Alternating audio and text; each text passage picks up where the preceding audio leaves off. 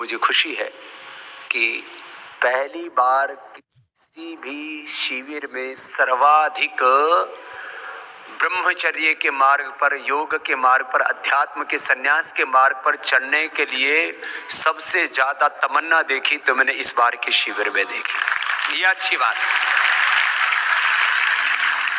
ये एक शुभ संकेत मैं देख रहा हूं कि आपके भीतर एक उफान तो है, एक आपके भीतर तमन्ना तो है, एक जोश जुनून तो है, आपके भीतर एक संकल्प तो है कि हमें कुछ बनना है बड़ा। बाकी साधारण काम करने के लिए धरती पर करोड़ों जीव है ना, तुम असाधारण काम करने के लिए आए हो। तो प्रथम तो जो कल जिन्होंने इस योग के मार्ग पर, इस अध्यात्म के मार्ग पर, ब्रह्मचर्य के मार्ग पर, संयम के मार्ग पर, ये हमारा स्वभाव है। ब्रह्मचर्य हमारा स्वभाव है, संयम हमारा स्वभाव है, योग हमारा स्वभाव है, नित्य शुद्ध बुद्ध मुक्त स्वभाव, सच्चिदानंद स्वरूप, ज्ञानमय, ज्योतिर्मय, प्रेममय, करुणामय, वात्सल्यमय, आनंदमय आत्मा, ये आनंद तुम्हारा स्वभाव है। ये तुम्हारा स्वभाव नहीं है जिसमें तुम जीते हो ना कि छोटी छोटी खुशियों से मैं सुखी हो जाऊंगा। ये क्षणिक खुशियां हैं, फिर उतना ही ज्यादा तुमको तोड़ देती हैं।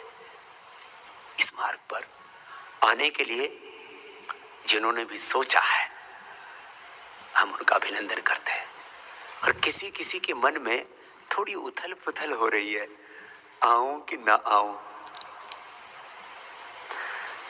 इच्छा तो होती है, मैं भी पूज्य आचार्य बालकृष्ण जी की तरह, मैं भी स्वामी रामदेव की तरह, मैं भी मेरे जो दाएं बाएं और बैठे हैं इन युवा तपस्वी सन्यासियों और साध्वियों की तरह, इन आचार्यों और ब्रह्मचारियों की तरह अपने जीवन की आहुति अर्पित कर दूं। इच्छा तो होती है, लेकिन डर लगता है। अरे डर लगना चाहिए आदमी को जहर खाने से, डर लगना चाहिए आदमी को विषयों का विष पीने से।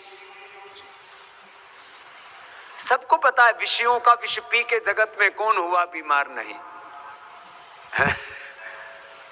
हम एक भजन गाते रहते हैं ना, भीष्म जी का, 125 साल के थे।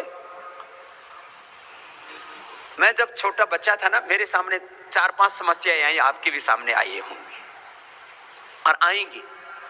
मेरे से बोलते थे साधु तो बन जाओगे, बुढ़ापे में सेवा कौन करेगा। तो मैं भीष्म जी को देखता था, मैंने कहा 125 साल का भीष्म, ये तो बुढ़ा हुआ नहीं, तो मैं बुढ़ा क्यों होऊंगा। तो आज तक मेरे मन में ये प्रश्न ही नहीं आया कि बुढ़ापे में क्या होगा। ये तो वो सोचे जो भोग के रास्ते पर है। योगी तो बूढ़ा होता ही नहीं है, बुढ़ापे में भी अच्छा ही होगा। और भाई आप तुलना से देख लो, जो गृहस्थ लोग हैं ना, उनका बुढ़ापा बहुत खराब होता है, सबको पता है। माता पिता तो 10-15 साल तुम्हारा मलमूत्र साफ कर देते हैं, और आज भी तुम यदि बीमार हो जाओ, जवानी में भी 20-25 साल की उम्र में भी कोई बीमारी हो जाए, तुम्हारा मलमूत्र हो जाए, तो माता पिता अपने हाथों से साफ कर देंगे। पिता फिर भी थोड़ा सा कभी कभी उसको पीछे हट जाए, माँ मलमूत्र को देखती ही नहीं है। जिस माँ ने 5-10 सालों तक और 20-25 सालों तक तुम्हारी सेवा की है, तुम्हें इतना 25 साल तक तो माँ बाप ही संभाल के रखते हैं, उस माँ को यदि उल्टी दस्त हो जाए और लैट्रिन हो जाए ना, तो फिर नौकर बुला करके साफ करवाते हैं। उल्टी होते तो माँ अपने हाथ में ले लेती है, और मैंने अपवाद रूप में कोई करोड़ों में एक हो तो अलग बात है, नहीं तो पहले उल्टी करेंगे, फिर वो नौकरानी से पूछवाएंगे माँ को उल्टी हो गई, और फिर ऐसे ऐसे देखते हैं क्या ये बुढ़ी जो है ना, इसने तो दुर्गंध मचा दिया घर में, वो बुढ़ी दिखती है। फिर बुढ़ापे में गृहस्थ में तो बहुत कम संभावना है सेवा होने की। जो सन्यासी होता है, पहली बात तो बूढ़ा नहीं होता, और सन्यासी करोड़ों लोगों का इतना उपकार करता है, उसकी सेवा के लिए 100 आदमी खड़े रहते हैं।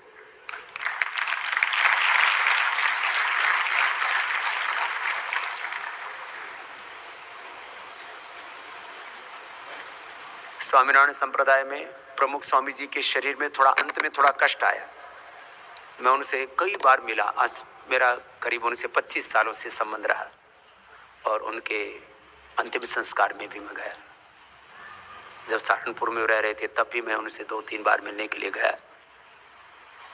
उनकी सेवा में हर समय कम से कम 10 सन्यासी रहते थे, कम से कम।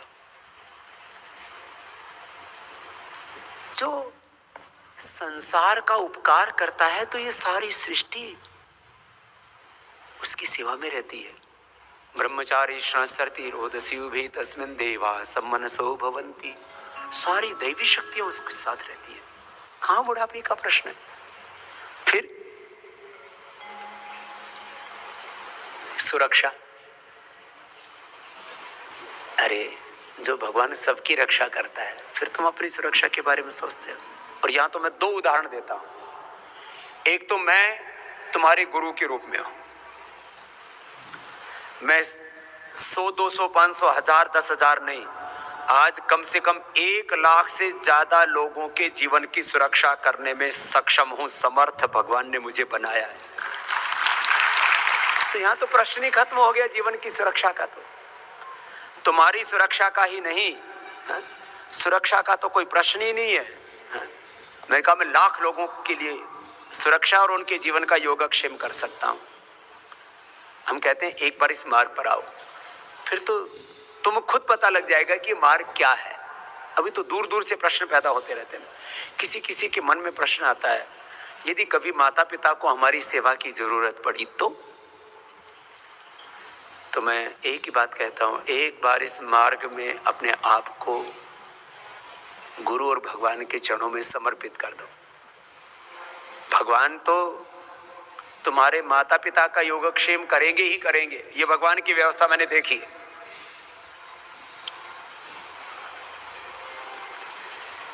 मैं भी जिस कुल वंश में पैदा हुआ, अपने घर में सब भाइयों के बीच में सबसे इंटेलिजेंट था, सबसे ब्रिलियंट था, सारे परिवार की आशाएं मुझ पर थी। और मैंने अपने माता पिता को बहुत संघर्षों में, पीड़ाओं में, चुनौतियों में, अभावों में और कई प्रकार के और संकटों में, संघर्षों में, उलझनों में देखा। लेकिन एक बार भी मन में नहीं आया कि मेरे माता पिता का क्या होगा। मैं आपको अनुभव से इस बात को कह रहा हूं, this is my experience truth, experienced truth है कि जब आप भगवान के चरणों में समर्पित हो जाते हैं ना, तो भगवान आपके लिए जो चाहिए उसकी व्यवस्था, भगवान के तो इतने बड़े हाथ हैं, वो क्या नहीं कर सकता, सब कुछ करता है। एक बात तो ये। दूसरी बात, हमने अपने सन्यासियों के लिए, अपने ब्रह्मचारियों के लिए, अपने आचार्यों के लिए व्यवस्था की है कि जो भगवान के मार्ग पर चलेंगे उनके माता पिता के संपूर्ण योगक्षेम की, सन्यासी के माता पिता को यदि किसी बीमारी से, कभी हो जाता है किसी को हार्ट की प्रॉब्लम होगी, किसी को कैंसर की, पता लगा 10, 20, 25, 50 लाख रुपए लगे, यदि 10-20 लाख रुपए से लेकर के करोड़ रुपए तक भी किसी सन्यासी के माता पिता के लिए, उनकी सेवा शुश्रूषा के लिए खर्च करना पड़ेगा तो पतंजलि योगपीठ करेगा। हमने उसके लिए एक ट्रस्ट बना दिया है। वो ट्रस्ट बना दिया है कि सन्यासी, मैंने देखा कुछ सन्यासी, 2 तरह से मैंने सन्यासियों को दुखी देखा है। एक तो सन्यासियों को मैंने देखा बुढ़ापे में उनकी कोई सेवा नहीं करता। यदि कोई थोड़ा बहुत आलस्य प्रमाद कर दे, वैसे तो सन्यासी को पुरुषार्थी होना चाहिए, लेकिन प्रारब्ध से कोई रोग हो जाए, कोई इसके शरीर में कष्ट आ जाए तो लोग उठा करके उसको घर भेज देते हैं। मैंने ऐसे कई गुरुकुलों में देखा, कई आश्रमों में देखा। तो सन्यासी को पूरी तरह से उसके जीवन की सुरक्षा एक स्वयं की।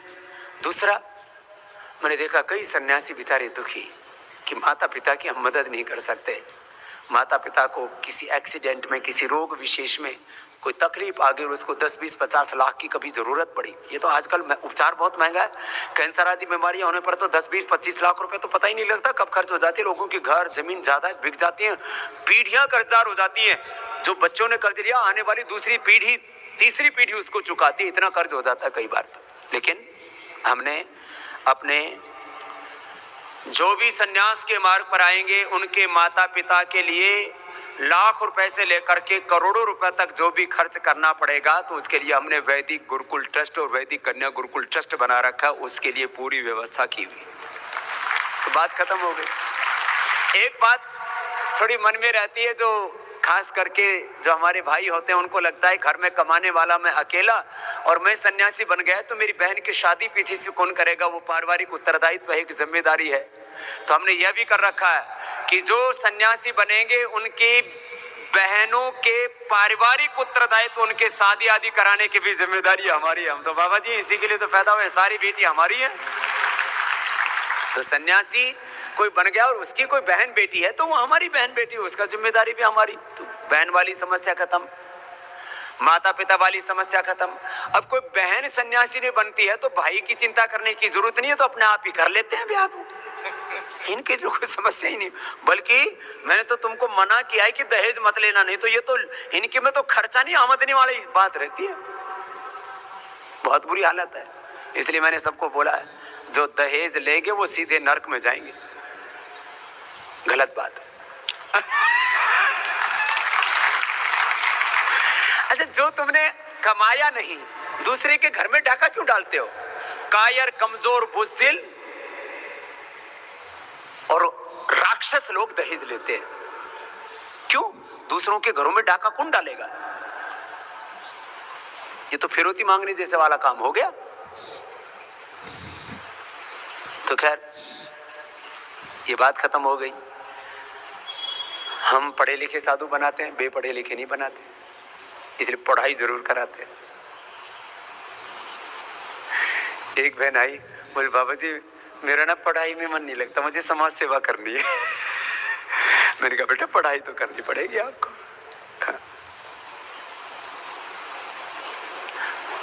पढ़े लिखा साधु, साधु कैसा होना चाहिए? हजारों लाखों करोड़ों लोगों का मार्गदर्शन कर सके।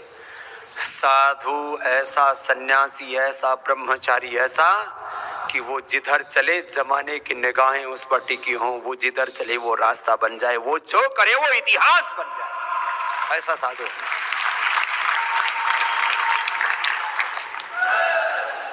पीछे से एक आदमी बहुत जोर जोर से जय बोल रहा, लगता पक्का बनेगा सन्यासी। अब पता नहीं वो अपने लिए जय बोल रहा है कि दूसरों के लिए बोल रहा है। हाँ, कुछ लोग ना दूसरा कोई भगत सिंह, चंद्रशेखर, राजगुरु, सुखदेव बने तो जय बोलने में रहते। सुनो, तुमको खुद चंद्रशेखर, राजगुरु, सुखदेव, भगत सिंह बनना है। चंद्रशेखर, राजगुरु, सुखदेव, भगत सिंह का बहुत उदाहरण देते हैं युवा। इन्होंने ब्याह किया था क्या? घोड़ी चढ़ी थी क्या? शहनाई बजी थी क्या?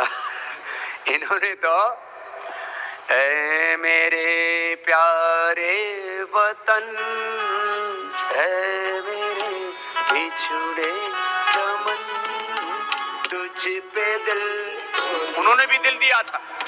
किसको? भारत माता। ये तो प्यार किसी पर भी आ सकता है। तो प्यार भारत माता पर आ गया, प्यार भगवान पर आ गया, प्यार गुरु पर आ गया। ऐ मेरे प्यारे वतन, ऐ मेरे बिछुड़े,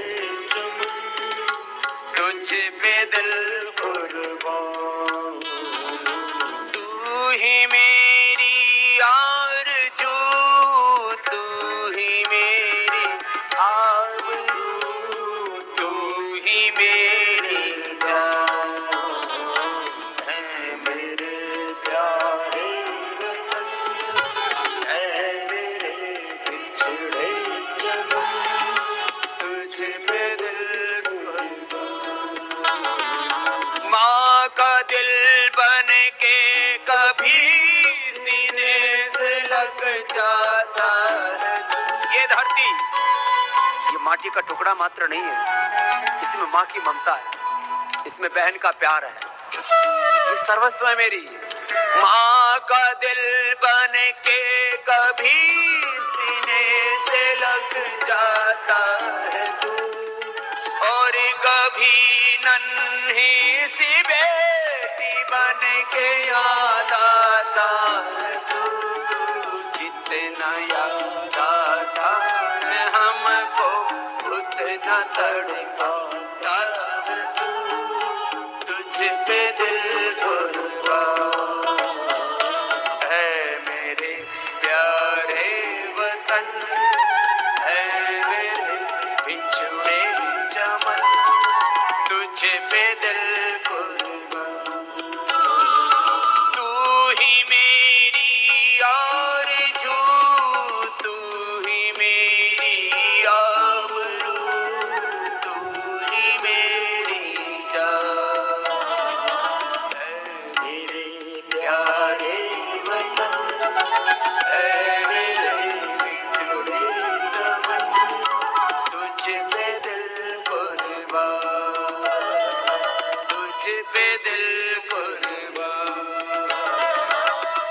दे बेदिल कुर्बान।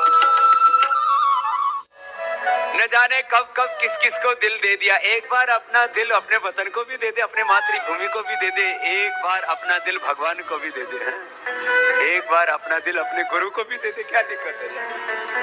मेरी लगी गुरु संग प्रीत की दुनिया क्या जाने, मेरी लगी गुरु संग प्रीत की दुनिया क्या जाने, ओ क्या जाने क्या जाने,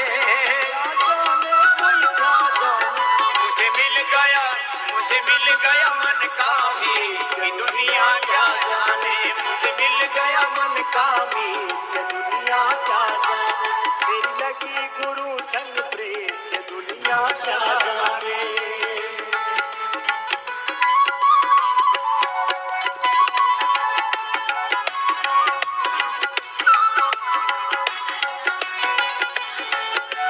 गुरुवर मेरे मन को भाए, गुरुवर मेरे मन को भाए, गुरुवर मन किए सुध बिसराए, मन किए सुध बिसराए, मन लिया गुरु ने जी ये दुनिया क्या जाने, मन लिया गुरु ने जी ये दुनिया क्या जाने, मेरी लगी गुरु संग प्रीत ये दुनिया क्या जाने, मेरी लगी गुरु संग प्रीत दुनिया क्या जाने। प्रेम का प्याला मुझे पिला दे, प्रेम का प्याला मुझे पिला दे, अपना दीवाना मुझे बना दे, अपना दीवाना मुझे बना दे, अपना दीवाना मुझे बना दे, अपना दीवाना मुझे बना दे। मैं गाऊं मधुर संगीत ये दुनिया, मैं गाऊं मधुर संगीत ये दुनिया क्या जाने, मेरी लगी गुरु संग प्रीत ये दुनिया क्या जाने, मेरी लगी गुरु संग प्रीत ये दुनिया क्या जाने। और मिल गया रे, मिल गया रे, और मिल गया रे, मुझे मिल गया मन का मीत ये दुनिया, मुझे मिल गया मन का मीत ये दुनिया क्या जाने, मुझे मिल गया मन का मीत ये दुनिया क्या जाने, मेरी लगी गुरु संग प्रीत ये दुनिया क्या जाने। देखो मैं तुम्हारा गुरु तो ही तुम्हारा मित्र भी हूँ। गुरु से बड़ा कोई मित्र कोई हितैषी नहीं होता है। गुरु हमारे सखा होते हैं, गुरु हमारे मित्र परम हितैषी होते हैं। गुरु माता पिता की तरह हमसे अत्यंत प्रीति स्नेह करुणा वात्सल्य करते हैं। गुरु हमें परम गुरु से भगवान से मिलाते हैं। इसलिए गुरु की शरणागति में कोई प्रश्न फिर मन में रहना ही नहीं चाहिए। हाँ, ये सच बात है कि गुरु की खोज बहुत जांच पड़ताल करके करनी होती है। वैसे हमारा तो 25 सालों का ट्रैक रिकॉर्ड आपके सामने है। हमने जिसका एक बार हाथ पकड़ के रखा उसका साथ कभी नहीं छोड़ा। ये हमारी प्रतिज्ञा है, ये हमारा आश्वासन है, ये हमारा जीवन।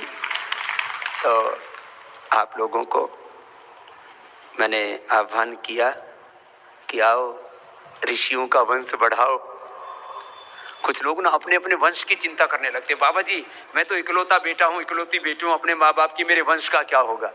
मैंने कहा कहाँ से हो बेटा। बोले बाबा जी मैं राम मेहर यादव हूँ। मैंने कहा यादव वंश का नाश तेरे सन्यासी होने से कैसे हो जाएगा। बहुत यादव है, वो बढ़ा रहे ना वंश, तू की चिंता कर रहा है।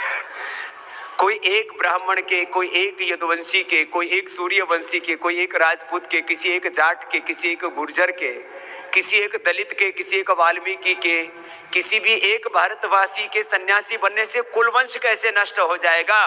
अरे कुलवंश बढ़ाने वाले तो लाखों करोड़ों हैं, तुम ऋषियों का वंश बढ़ाने वाले बनो।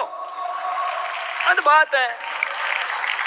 अत्रि भृगु वशिष्ठ और तमाम तरह के जिनके अलग अलग गोत्र हैं, भाई तुम्हारे जैसे गोत्र वाले, तुम्हारे कुलवंश वाले तो बहुत है, तुम्हारा वंश कैसे नष्ट हो जाएगा। बोले बाबा जी हम तो इकलौते हैं, हमारा तो वंश ही नष्ट हो जाएगा। तो अपना अपना वंश बढ़ाने के लिए तो हम बहुत सोचते हैं ऋषियों का वंश भी बढ़ाएंगे। काफी ने तो अपना नाम लिखवा दिया, कुछ और ऐसे हैं जो और नाम लिखवाएंगे, जो कल तक आ चुके उससे नए। हाँ?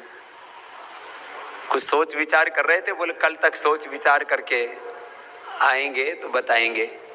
तो कितने और तैयार हुए हैं जो कल सामने हमने बुलाए थे ना, उसके अलावा वाले खड़े हो जाओ। किसी किसी के मन में 50-50 भी आ रहा हो ना, फिर तो हम उसको बढ़ा देंगे, आप वाले 50 वाले को बढ़ा देंगे हम। जिसके 50-50 चल रहा है, जिनके 50-50 भी चल रहा है, खड़े हो जाओ ना। कुछ खड़े होकर के बीच में ही बैठ जा रहे हैं। 50-50 भी चल रहा है। बोले माँ बाप से पूछेंगे, माँ बाप क्या, माँ बाप से पूछने वाला कार्यक्रम अपने आप कर लूंगा, उसकी चिंता तुम मत करो। है? तो खड़े हो जाओ, खड़े हो जाओ, एक बार आगे आ जाओ, झोला उठाओ। हाँ, झोला उठा के आगे आ जाओ। यहीं बेटियों आ जाओ इस मार्ग पर, नहीं तो पता नहीं कैसा खड़ूस मिल जाएगा कोई जिंदगी में। भूसा सा भर देगा तुम्हारा। देख लो, गुरु से ज्यादा प्रेम करने वाला धरती पर कोई नहीं होता, और उनसे ज्यादा हित करने वाला, और हमारे जीवन में जो हम कर सकते हैं उसका अवसर देने वाला गुरु और भगवान से बड़ा और हमारा हित कौन चाहेगा। आ जाओ इधर, आ जाओ इधर, बैठ जाओ। कुछ और तैयार हो रहे हैं हमारे नेपाल वाले भाई भी, नेपाल वाले बहनों में भी कुछ आ जाओ। बहनें बहुत आई है नेपाल से, अभी शादी हो गई है तो उनसे बच्चे लेंगे। शादी वाले के लिए तो हमने बोल ही दिया है ना। चलो 10-15 है तो कुछ और निकले। आ जाओ, आ जाओ।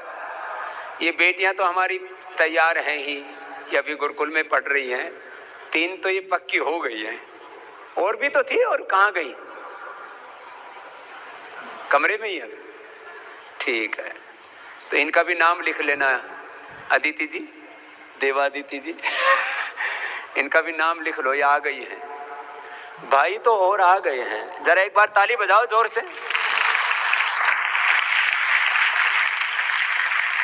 ये ऋषियों का वंश बढ़ाने के लिए तैयार हो गए हैं। बहनों में थोड़ा सा और प्रेरणा देनी पड़ेगी। हाँ? ये जो इधर खड़ी हो ना, दाईं तरफ सारी खड़ी हो, ये देखो इतनी बहनें यहाँ हैं, डरो मत। और ये सब बहुत अच्छे घरों, परिवारों और बहुत अच्छे कुल खानदान से आई हुई बेटियां हैं। एक बार जोरदार इनका अभिनंदन हो जाए। कुछ बीए करके, कुछ एमए करके, कोई बीटेक करके, कुछ इंजीनियरिंग करके, और कुछ एमटेक करके, बीटेक, एमटेक, इंजीनियरिंग, कुछ 10वीं 12वीं करके,